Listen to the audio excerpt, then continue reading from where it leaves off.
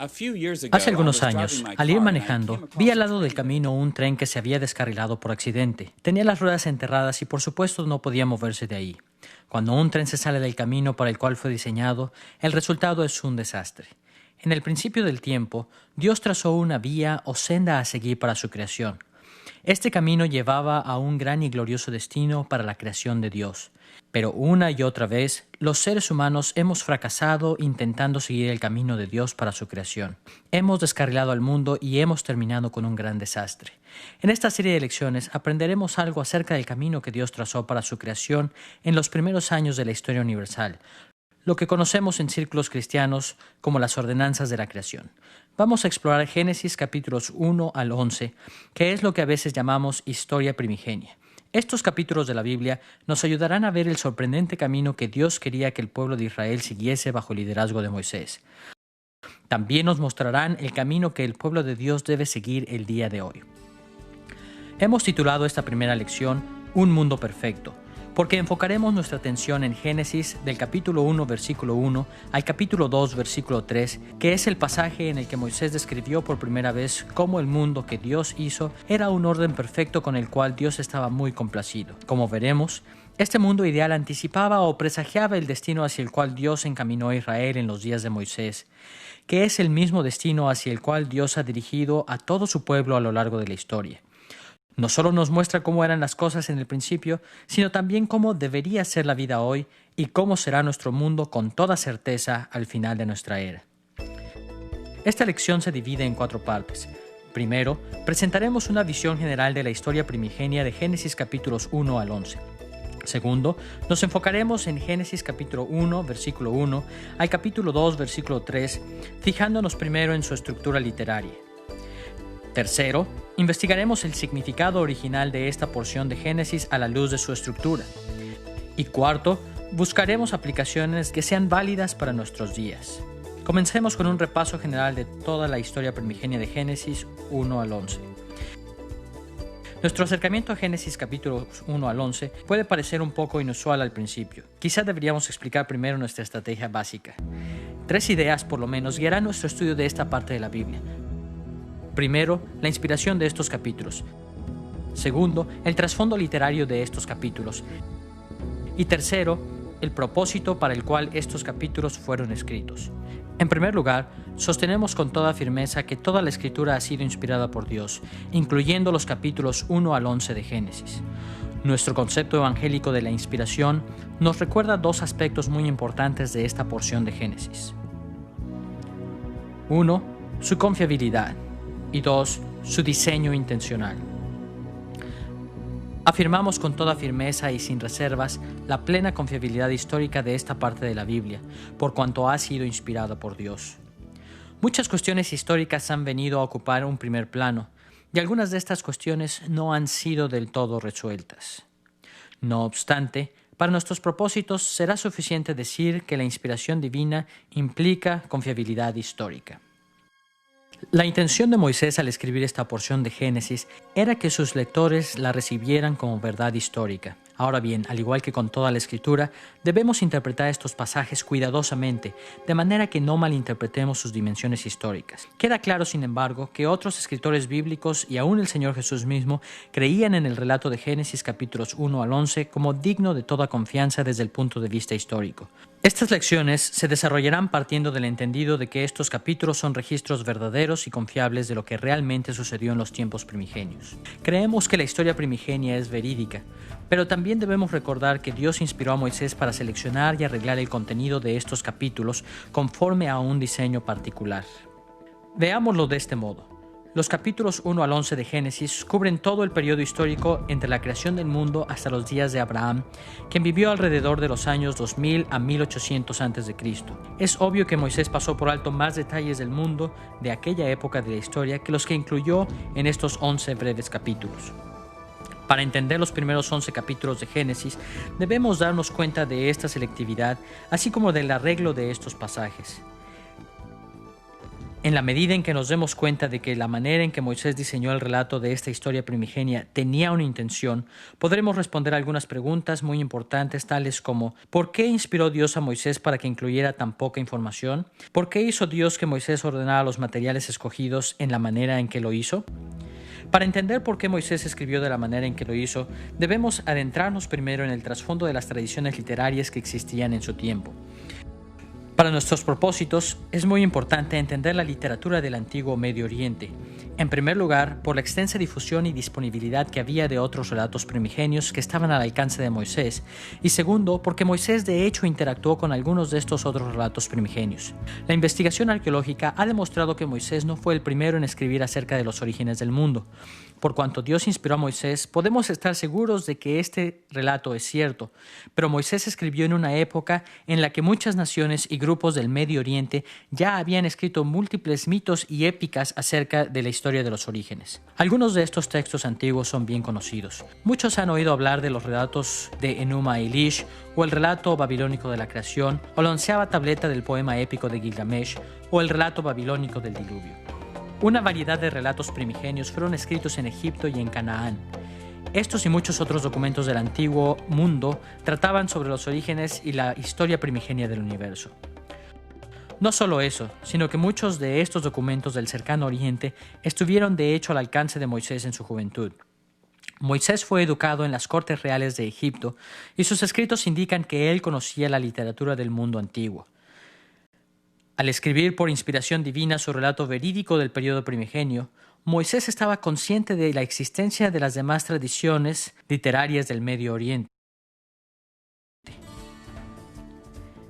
Ahora que sabemos que había otros relatos sobre los orígenes que estaban a la disposición de Moisés, podemos hacernos otra pregunta.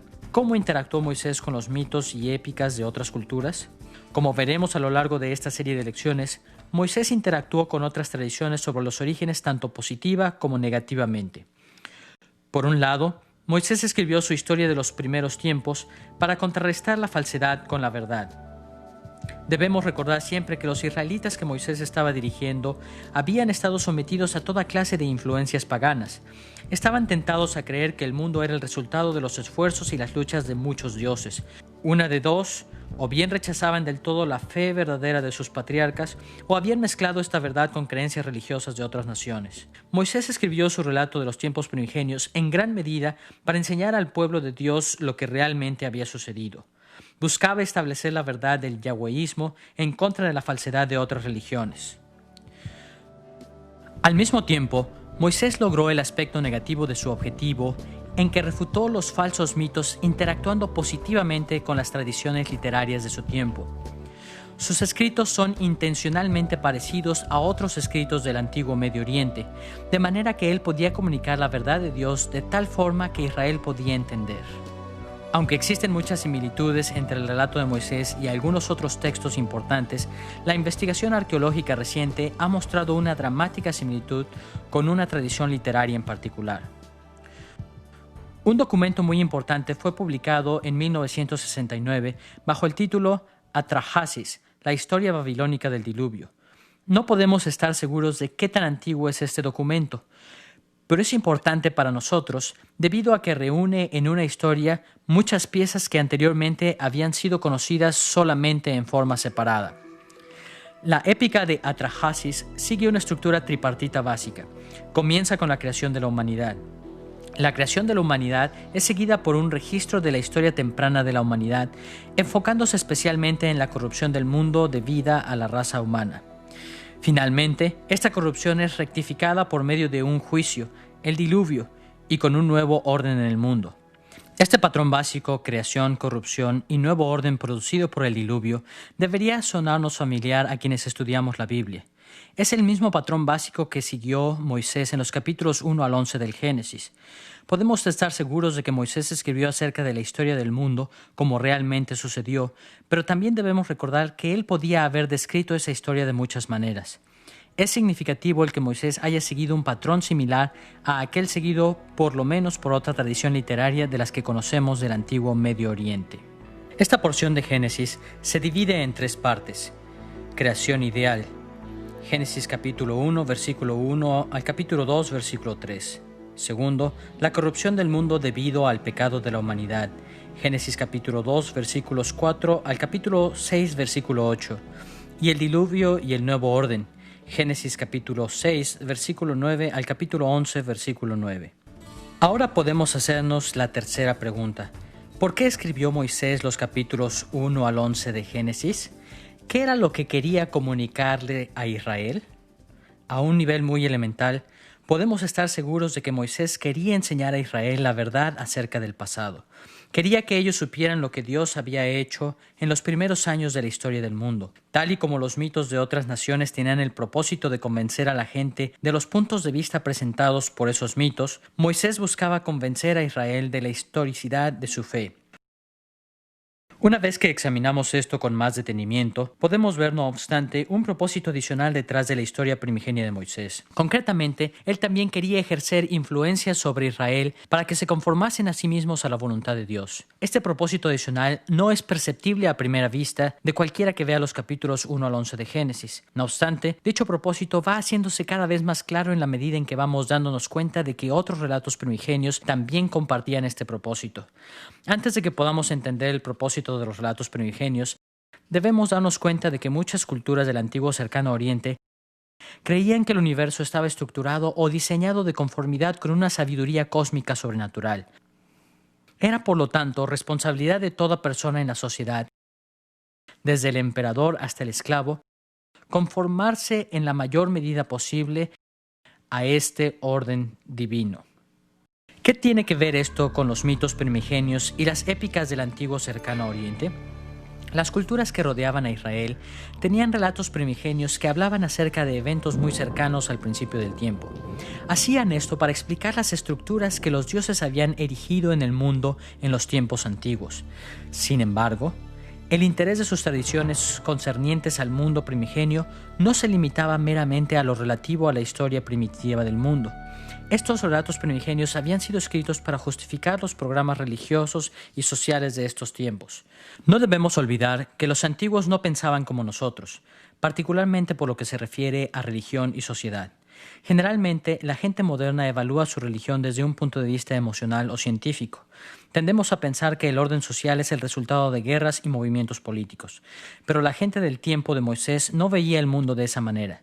En aquellos tiempos, los líderes políticos y religiosos creían que sus prácticas estaban arraigadas en el orden del cosmos, de manera que justificaban sus políticas apelando a las estructuras establecidas por los dioses en el principio. Escribían sus relatos primigenios para mostrar que sus prácticas estaban en armonía con la trama del universo. Como veremos en estas lecciones, Moisés escribió los capítulos 1 al 11 de Génesis por razones similares. Por otro lado, Moisés escribió su historia primigenia enfocándose explícitamente en la forma en que Jehová había creado y ordenado el mundo en los tiempos antiguos. Desde la creación hasta la Torre de Babel, Moisés estaba relatándole a Israel lo que había sucedido hacía mucho tiempo. Sin embargo, la razón por la que hacía esto no era un simple interés histórico. Al ir guiando a los israelitas desde Egipto hacia la tierra prometida, Moisés se enfrentó a muchos opositores que pensaban que él había llevado al pueblo de Israel por el camino equivocado. En respuesta a esta oposición, la historia primigenia demostraba que las políticas y metas de Moisés para Israel estaban de acuerdo con el verdadero diseño del universo. Consecuentemente, resistirse al programa de Moisés era resistirse a las ordenanzas de Dios. En su registro de la creación ideal, Génesis capítulo 1, versículo 1 al capítulo 2, versículo 3, Moisés mostraba que Israel estaba en efecto moviéndose en la dirección del ideal de Dios al ir hacia Canaán.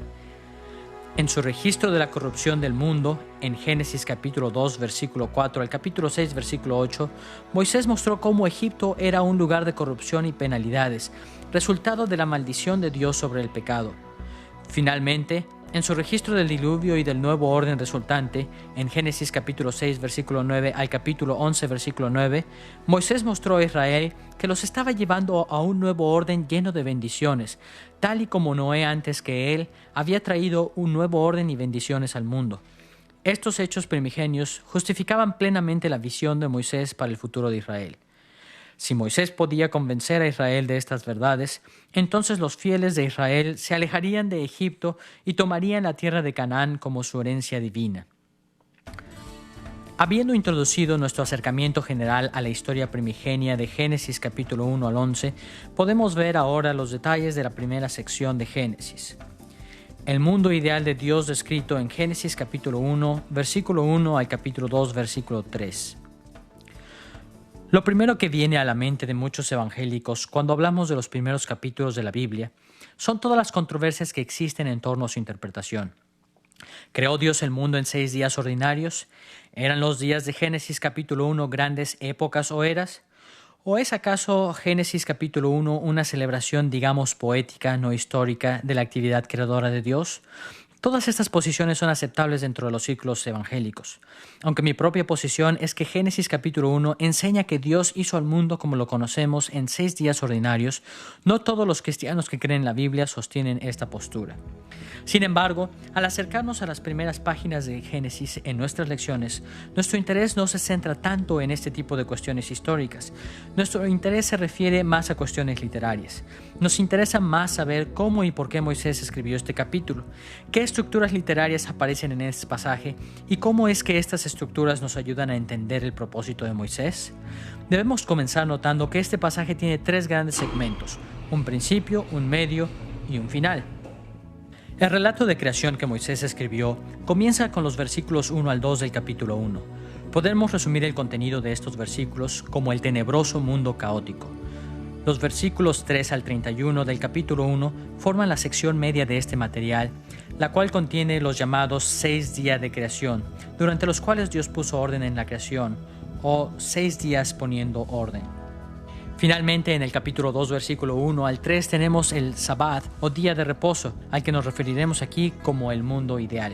Primero exploraremos las 3 porciones de esta estructura en esta lección, comenzando con el tenebroso mundo caótico.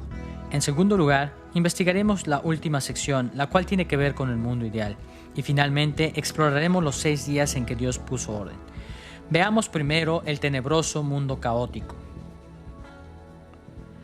Al revisar la primera porción del capítulo 1 de Génesis, observamos una importante tensión dramática entre el caos que cubre la tierra y el Espíritu de Dios.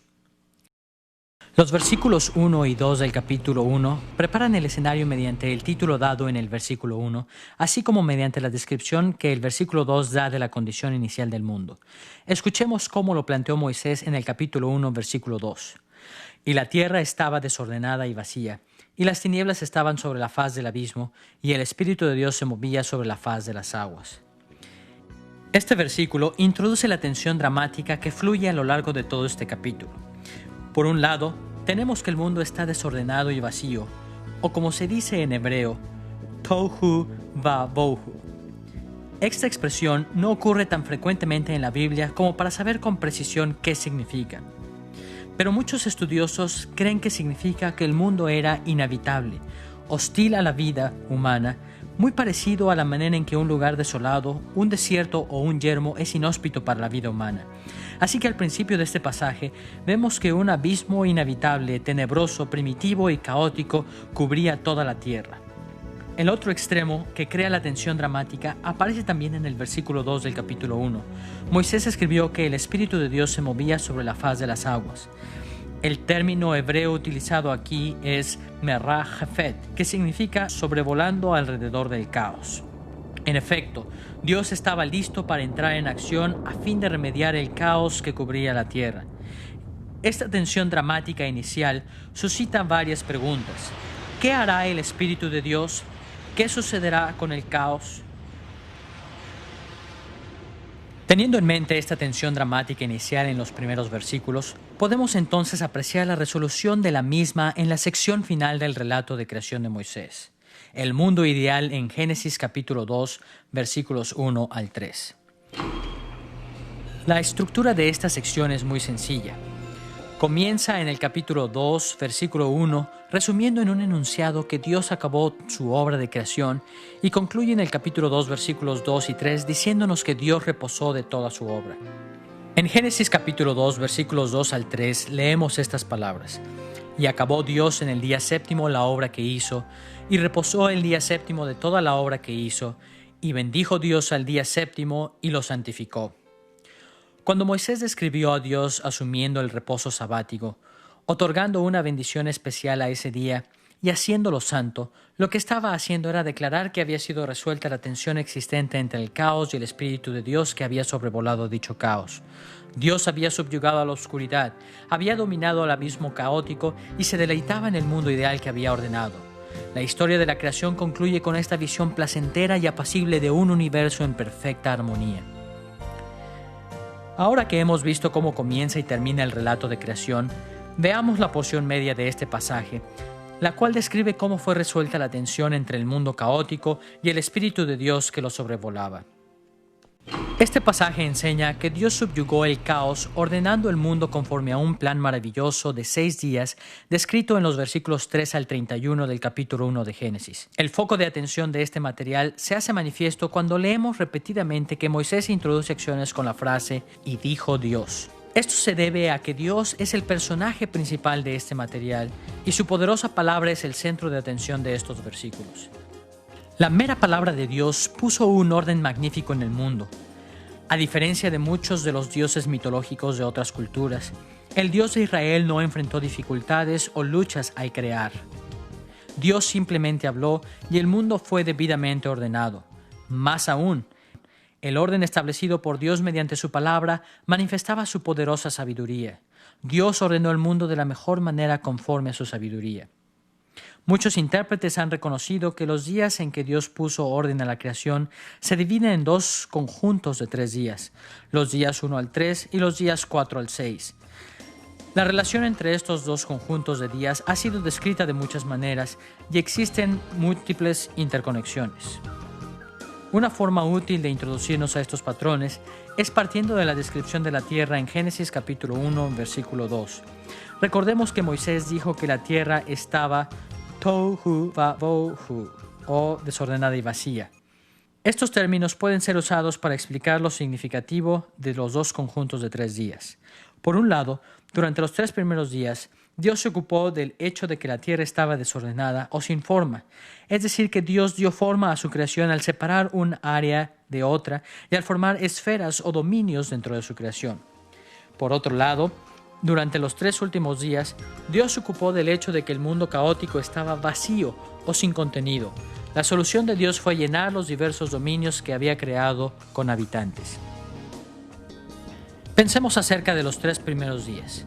En el día primero, Dios separó el dominio del día del de la noche. Aún antes de que hubiera sol, Dios hizo que la luz brillara en la oscuridad, en el tenebroso mundo caótico. En el día segundo, Dios separó el área de las aguas debajo y el de las aguas que están por encima de la tierra, extendiendo un firmamento o domo por encima de la tierra. Esta acción divina causó lo que ahora llamamos la atmósfera de nuestro planeta, separando las aguas en la tierra de la humedad arriba en el cielo. En el día tercero, Dios separó el territorio correspondiente a la tierra seca de los mares. Los océanos fueron acumulados en ciertas regiones del planeta y apareció la tierra seca. La vegetación comenzó a crecer en la tierra seca. Así fue como Dios dio forma a un mundo desordenado en los 3 primeros días. Erigió los dominios de la luz y las tinieblas, el cielo separando las aguas de arriba de las aguas de abajo y la tierra seca. De acuerdo con el registro de Moisés, una vez que Dios se ocupó de la falta de forma de la tierra, creando dominios durante estos 3 primeros días, se ocupó entonces de la vacuidad de la tierra en los 3 últimos días, poniendo habitantes en estos dominios. En el día cuarto, Dios puso el sol, la luna y las estrellas en los cielos para llenar los dominios de la luz y las tinieblas que había formado en el primer día. Estos cuerpos celestes fueron puestos en el cielo para enseñorear o regir al día y a la noche y para mantenerlos separados. En el día quinto, Dios puso las aves en los aires y las criaturas marinas en los océanos. Estos habitantes llenaron los dominios de las aguas arriba y las aguas debajo, los cuales habían sido formados en el segundo día.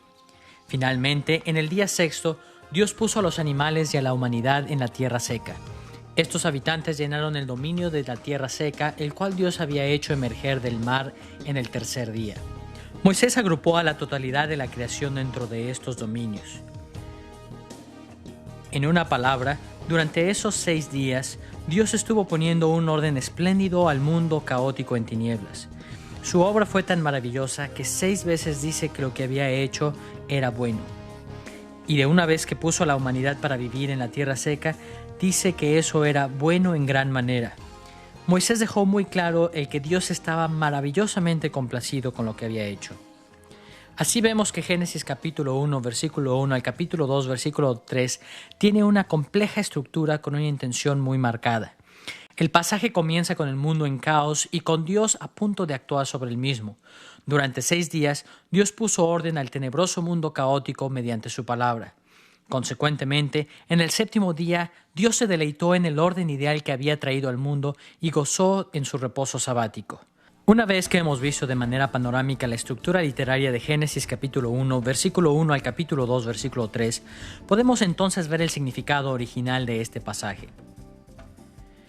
Ya hemos visto que, a gran escala, la historia primigenia de Moisés tenía la intención de validar el éxodo de Israel y la conquista, mostrando que estaban de conformidad con el orden que Dios había establecido en la historia temprana del mundo. Pero ¿cómo es que este propósito general se muestra en el relato particular de Génesis capítulo 1, versículo 1 al capítulo 2, versículo 3? ¿Cómo conectó Moisés su ministerio hacia Israel con la historia de la creación? Exploraremos cómo fue que Moisés hizo esto, viendo de nuevo las 3 partes principales de Génesis capítulo 1, versículo 1 al capítulo 2, versículo 3. Primero veremos el tenebroso mundo caótico. Luego nos iremos hasta la última sección del mundo idealmente ordenado y finalmente regresaremos a la porción media del pasaje en el que Dios ordena el mundo. Veamos primero los versículos 1 y 2 del capítulo 1, el tenebroso mundo caótico.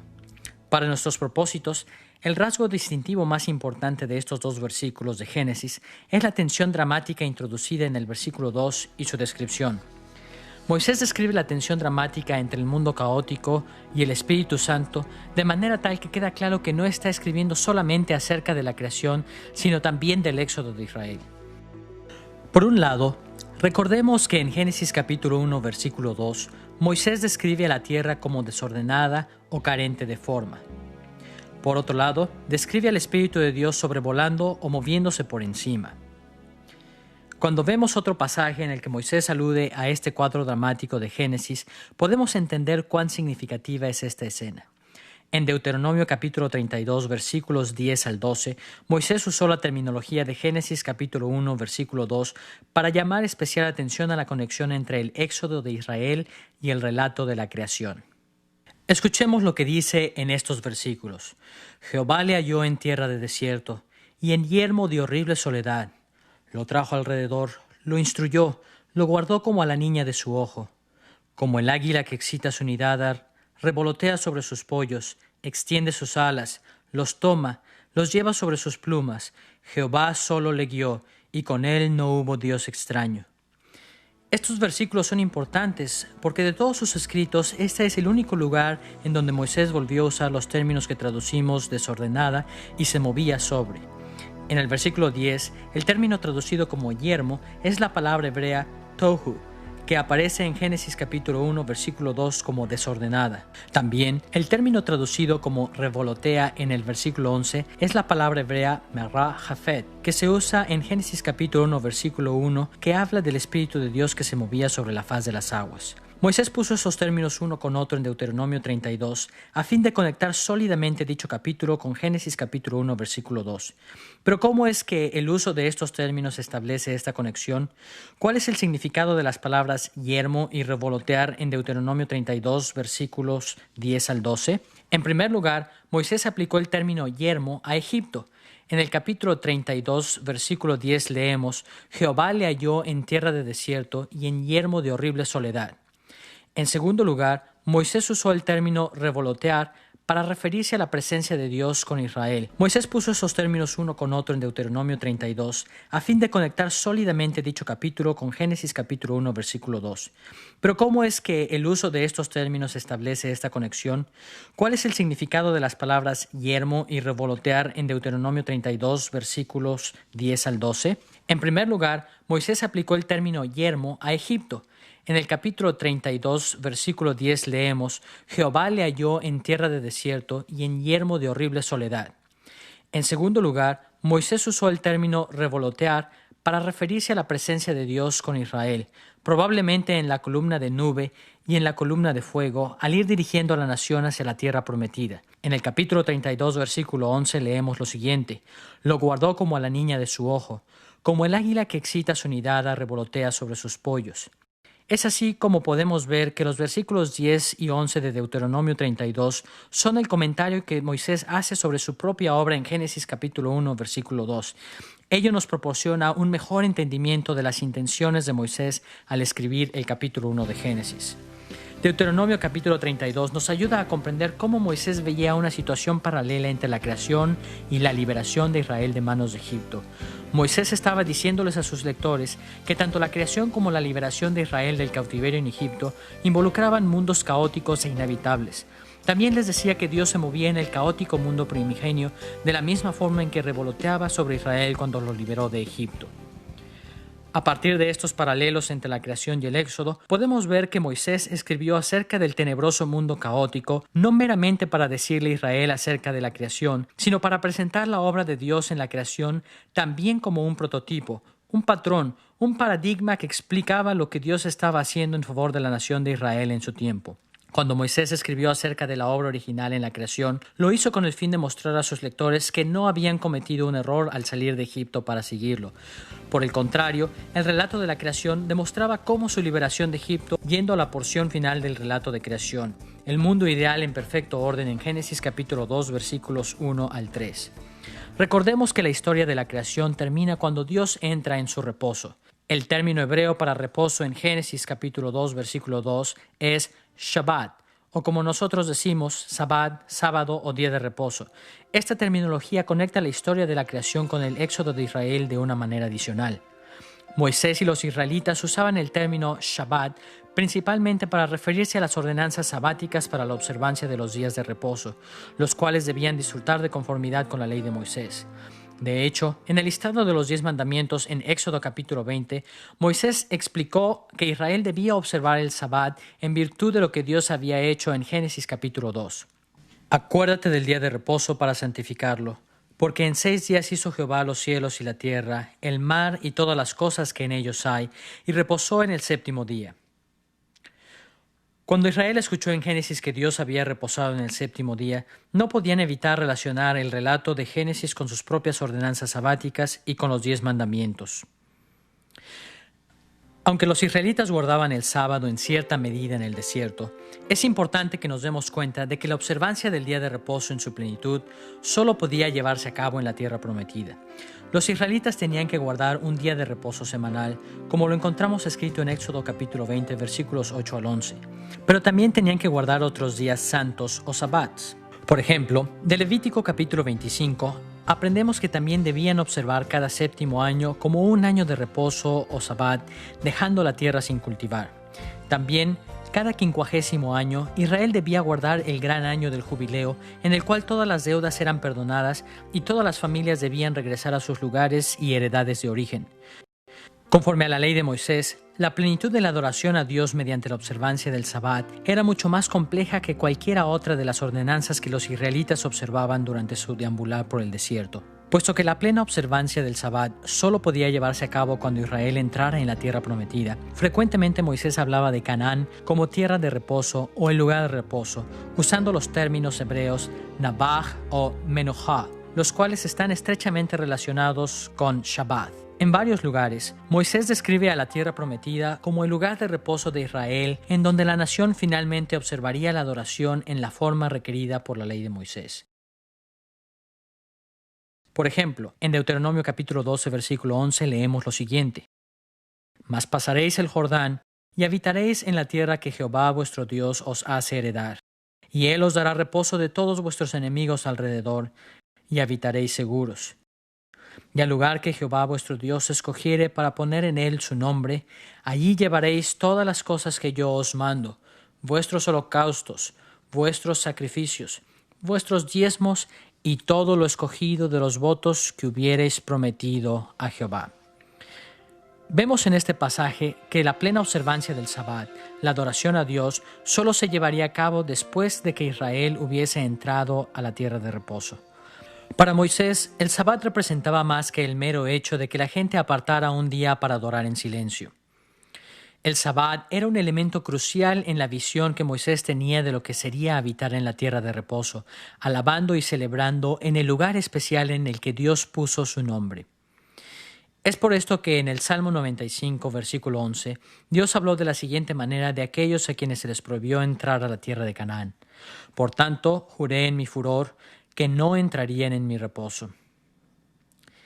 Esta estrecha conexión entre el Sabbat y la plenitud de la adoración nacional de Dios en la tierra prometida explica por qué Moisés finalizó su relato de creación con el reposo sabático de Dios.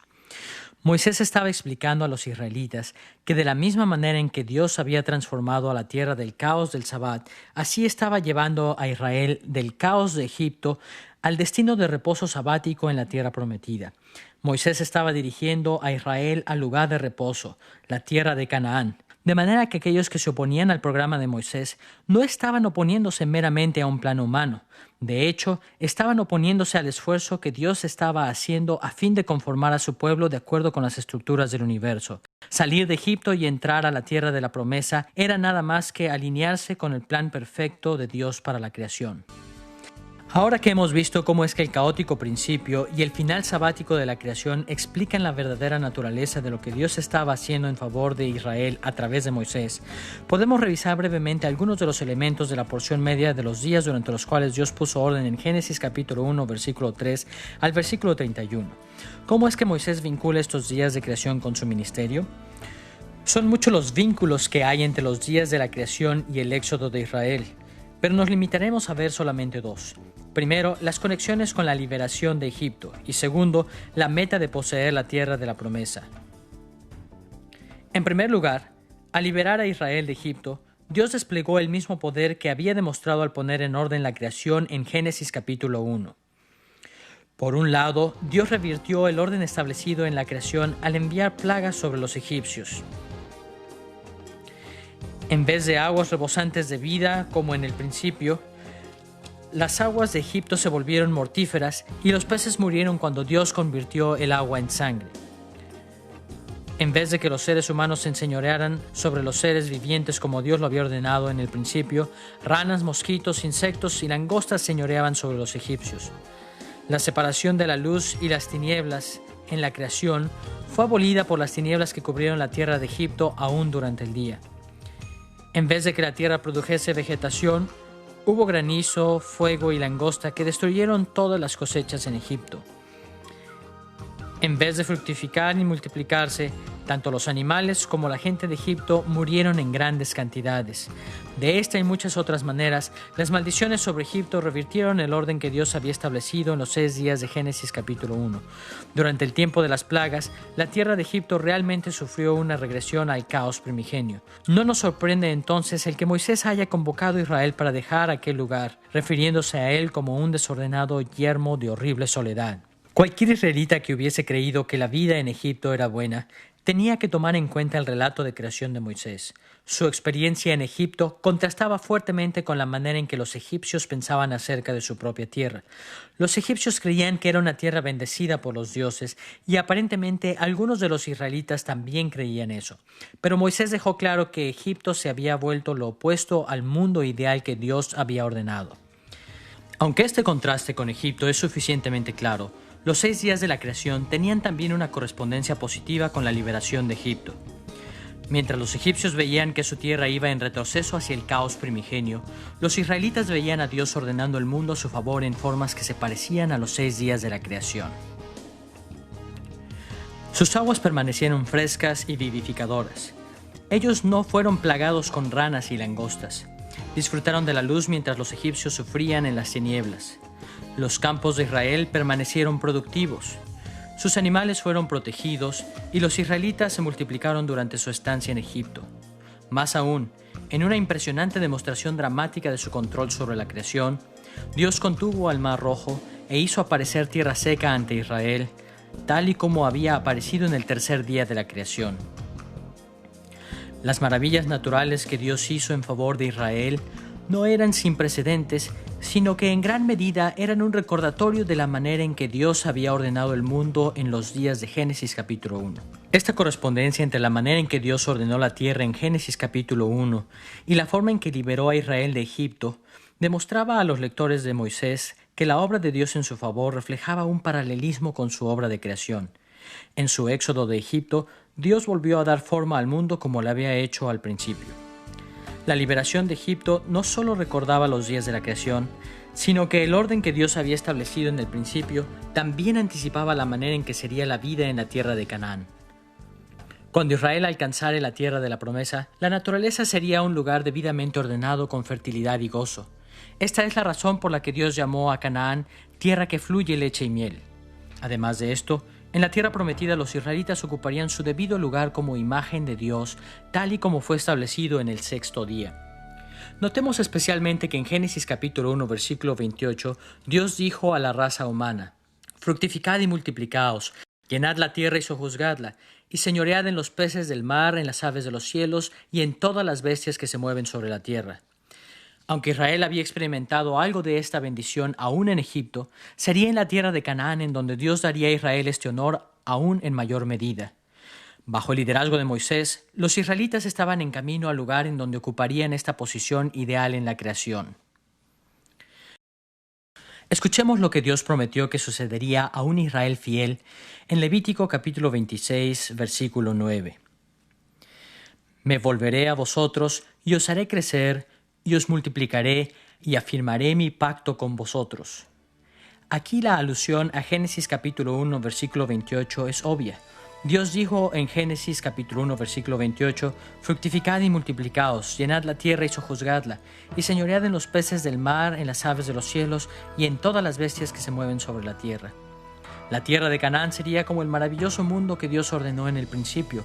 Canaán sería un lugar de armonía natural en el que la imagen de Dios podría cumplir con su función original sobre la tierra.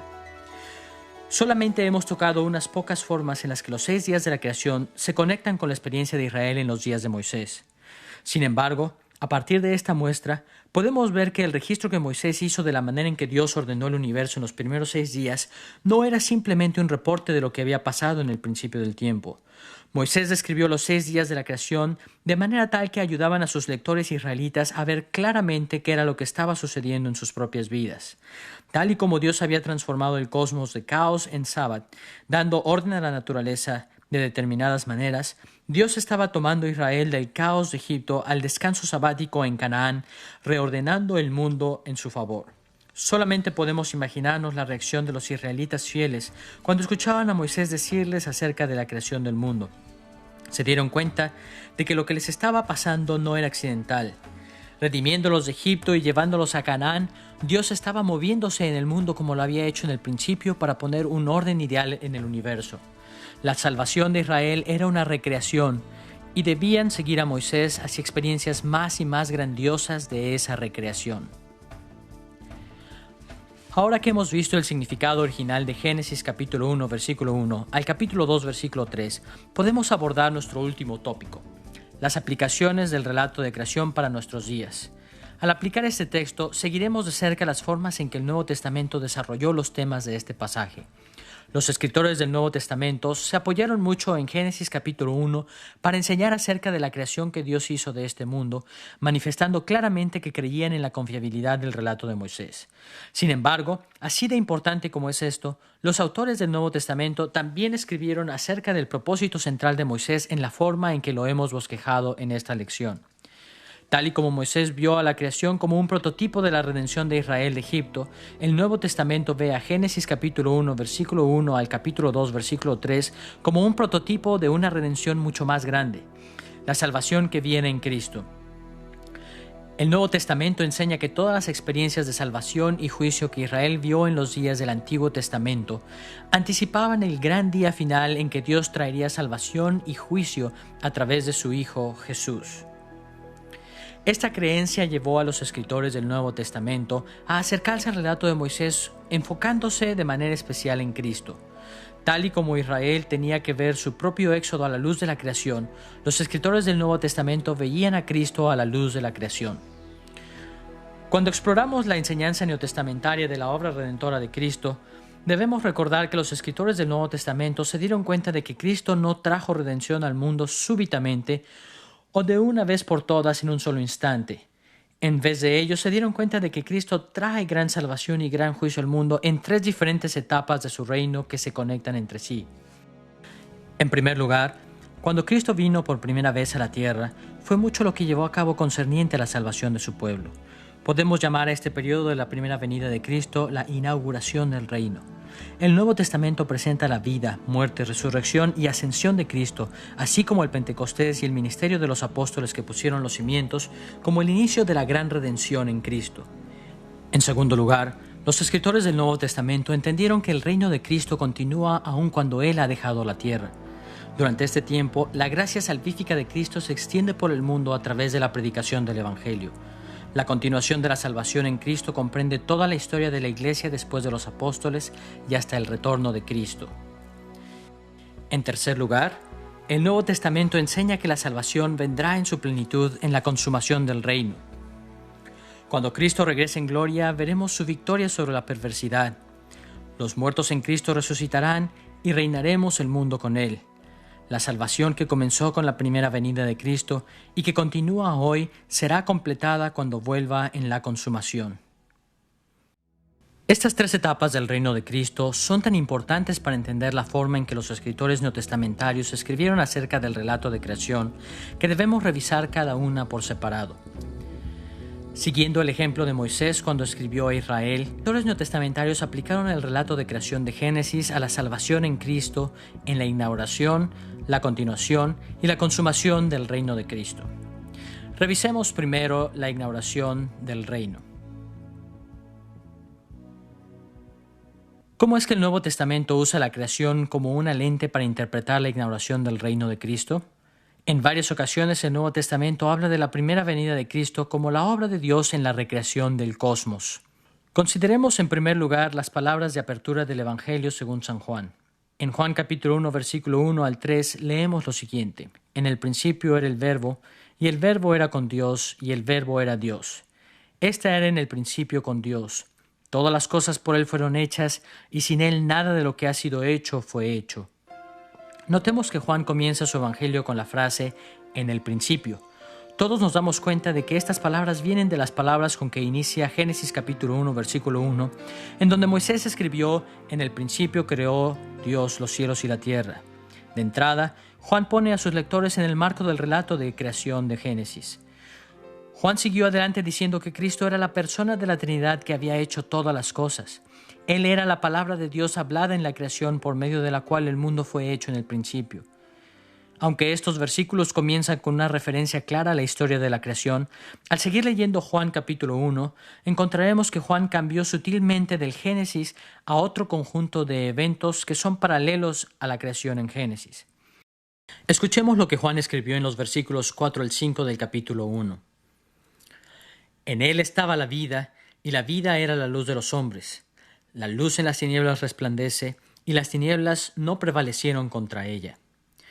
En este punto, Juan continuó usando los temas de Génesis capítulo 1, especialmente el tema de la luz, que Dios trajo al tenebroso mundo caótico en el primer día. No obstante, en lugar de hablar simplemente de Jesús como la luz de Génesis capítulo 1, Juan hizo referencia a la encarnación de Cristo como la luz que resplandece en las tinieblas del mundo causadas por el pecado. Mediante esta transición de la creación a la venida de Cristo, Juan reveló que en el resplandor de Cristo en contra de las tinieblas pecaminosas del mundo, Dios se movió en contra del caos del mundo tal y como lo había hecho en el principio. Un tema similar aparece en la segunda carta a los Corintios capítulo 4 versículo 6. Allí, Pablo explica la gloria de su ministerio de esta manera. Porque Dios, que mandó que de las tinieblas resplandeciese la luz, es el que resplandeció en nuestros corazones para iluminación del conocimiento de la gloria de Dios en la faz de Jesucristo. Aquí Pablo hizo referencia directamente a Génesis capítulo 1 en las palabras Dios que mandó que de las tinieblas resplandeciese la luz. Primero se enfocó en el orden original de la creación con la aparición de la luz, pero luego atrajo la atención hacia un paralelo importante con la historia de la creación. Dios también resplandeció en nuestros corazones cuando la gloria de Dios fue vista en la faz de Jesucristo. El apóstol dijo que la inauguración del reino de Cristo, cuando la faz de Cristo podía ser vista en la tierra, podía ser mejor entendida relacionándola con el prototipo de la obra creadora de Dios en el principio. La misma gloria que Dios manifestó en la aparición de la luz en el principio, también fue revelada en la primera venida de Cristo a este mundo de tinieblas. A partir de estos dos pasajes, encontramos un elemento esencial en el acercamiento cristiano al relato de creación de Moisés. Los seguidores de Cristo encuentran en Génesis capítulo 1 un retrato, una anticipación de lo que Dios hizo en la primera venida de Cristo, es decir, la inauguración del reino. En gran medida, nosotros enfrentamos la clase de tentación que enfrentaron los israelitas que seguían a Moisés. Dios hizo algo maravilloso cuando Cristo vino por primera vez a este mundo, tal y como lo hizo cuando libertó a Israel de manos de Egipto. Sin embargo, con frecuencia erramos al no darnos cuenta de la magnificencia de la obra de Dios en Cristo hace 2000 años. Desde un punto de vista meramente humano y desinformado, la vida de Cristo no parece muy importante. Puede ser fácilmente desechada como uno de muchos otros eventos insignificantes que ocurrieron en aquellos tiempos. Cuando nos vemos tentados a pensar de esta manera acerca de Cristo, debemos recordar la perspectiva del Nuevo Testamento. La aparición de Cristo en la tierra fue el principio de la obra final mediante la cual Dios pondrá orden en el mundo. Dios estaba liberando al mundo de las tinieblas caóticas del pecado y de la muerte. La primera venida de Cristo comenzó el proceso mediante el cual Dios hará de su gran creación un lugar maravilloso y vivificador por la eternidad para Él y para su imagen, para morar en gloria por siempre. Hacemos bien en colocar en Él nuestra fe y en Él solamente. Hasta aquí hemos visto que el Nuevo Testamento usa la historia de la creación para explicar la importancia de la primera venida de Cristo. Ahora podemos ver que el Nuevo Testamento también considera la continuación del reino, es decir, el periodo entre la primera y la segunda venida de Cristo, como una recreación. Un pasaje familiar que ilustra esta perspectiva es la segunda epístola a los Corintios capítulo 5 versículo 17. De modo que si alguno está en Cristo, nueva criatura es. Las cosas viejas pasaron, he aquí todas son hechas nuevas. La revisión 1960 de la versión Reina Valera traduce este versículo diciendo que cuando una persona está en Cristo es una nueva criatura.